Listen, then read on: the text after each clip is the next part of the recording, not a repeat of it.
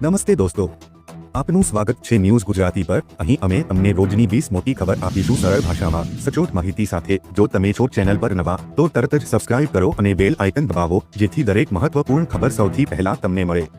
ચાલો શરૂ કરીએ આજના મુખ્ય સમાચાર। ખેડૂતોને દિવાળી સુધરી।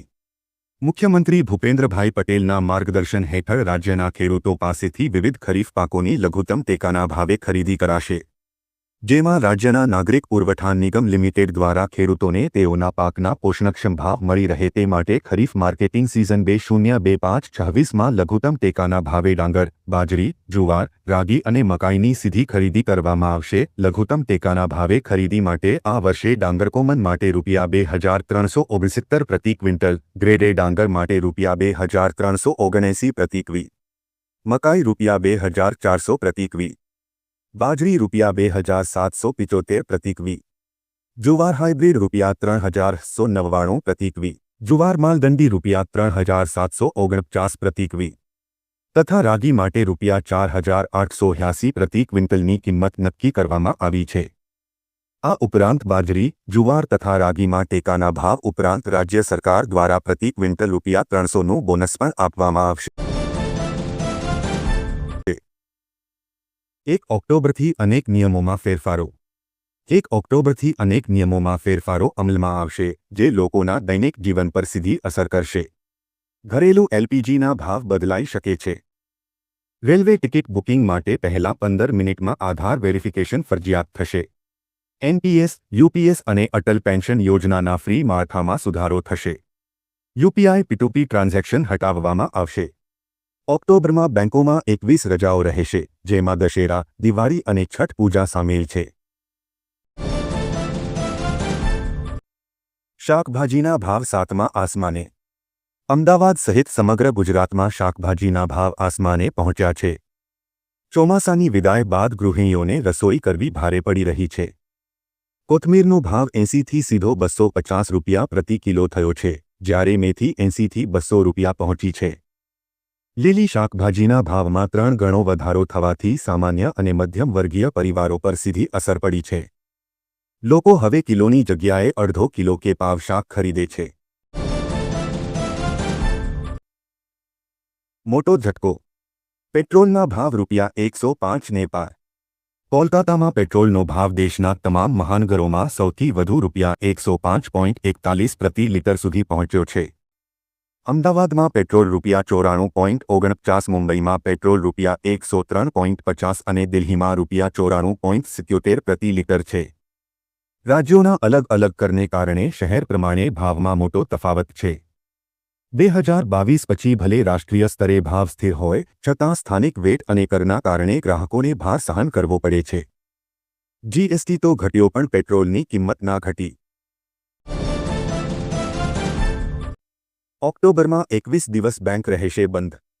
ઓક્ટોબરમાં રાષ્ટ્રીય, રાજ્ય અને શનિરવિ સહિત આશરે 21 રજાઓ રહેશે। ઓક્ટોબરના 4 રવિવાર અને બીજો, ચોથો શનિવાર રજા રહેશે। આ ઉપરાંત ગાંધી જયંતિ, દશેરા, કરવા ચોથ, કાળી ચૌદસ, દિવાળી, બેસતું વર્ષ, ભાઈબીજ અને છઠ પૂજાની રજા રહેશે। જાહેર ક્ષેત્રની બેંકો આ રજાઓ પર બંધ રહેશે, જ્યારે ઘણી ખાનગી બેંકો ચાલુ રહી શકે છે। ઉલ્લેખનીય છે કે બેંક રજાઓ રાજ્ય અનુસાર અલગ હોઈ શકે છે। ગુજરાતમાં 11 દિવસ બેંકમાં રજા રહેશે। આ કાર્ડમાં મળશે 2 લાખ વીમો।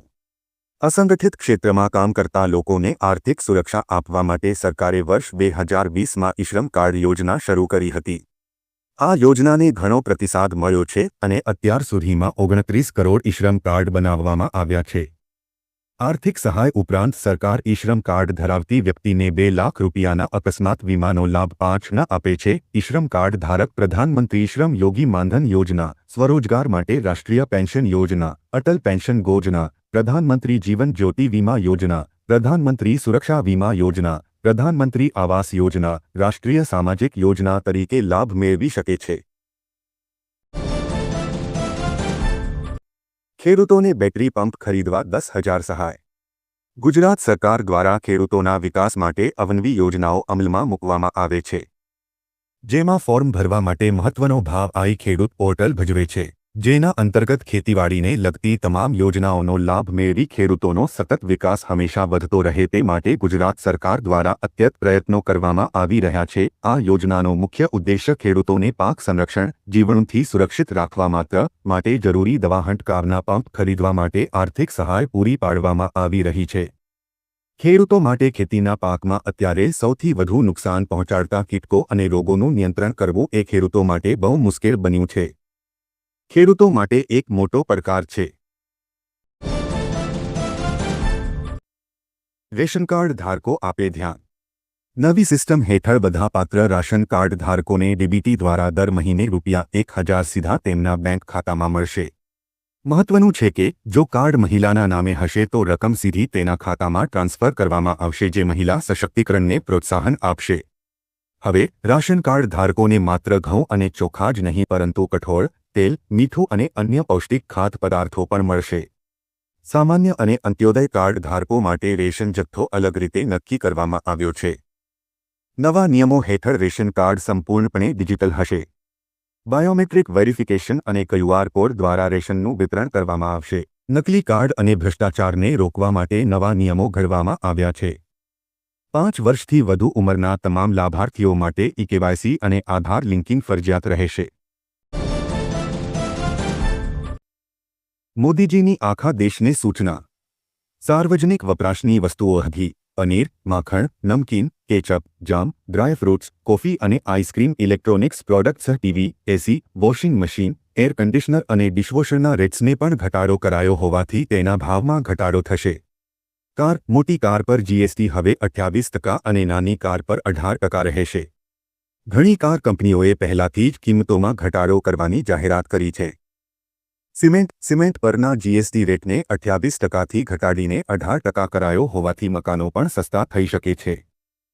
હેલ્થ ક્લબ, સલૂન્સ, ફિટનેસ સેન્ટર, યોગ સેન્ટર પરના ટેક્સને 18%થી ઘટાડીને 5% કરાયો છે।